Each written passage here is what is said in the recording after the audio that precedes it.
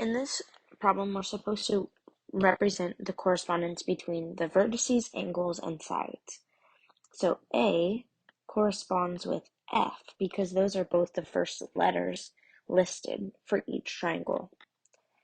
B would correspond with G, and C corresponds with E because those are both the last ones. For the angle correspondence, it's going to look the same, but we want the angle symbol in front of them.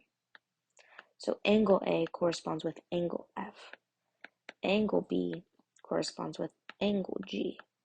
And angle C corresponds with angle E. For the correspondence of sides, we need the line above it. AB, the first two letters, go with the first two letters of the second triangle.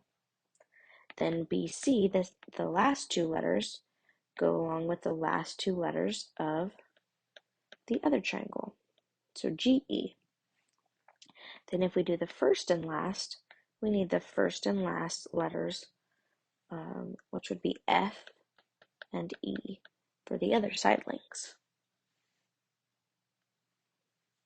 Same thing's going to happen here. Q will go with W, R with Y, and P with X. The angle Q corresponds to the angle W. The angle R corresponds with the angle Y, and the angle P corresponds with the angle X. I just don't have enough room to fit it in that little box. Then for the sides, QR, the first letters correspond with WY. RP, that side length, will match up with YX. And then Q, the first one and the last one, P, will correspond with the first one and the last one on the other triangle. In 4 and 5, it says name the angle pairs and sides to find a triangle correspondence that match. So we're going to look at how many lines are used in the angles and on the side lengths. So see how there's that little one notch there? That means that the side XY corresponds with the side EF because those both have one line on them. This angle X and E correspond with one another because those both have one line in the corner. D has 3 lines, and so does Z. Z. And Y has 2, and so does F.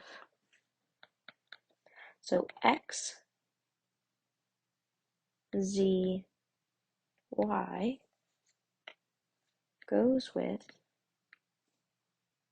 E, D, F. Because X goes with E, they must both come first. Then we have Z and D come next, and Y and F are last. In the last one, we have angle X matches up with angle K, because those both have one line.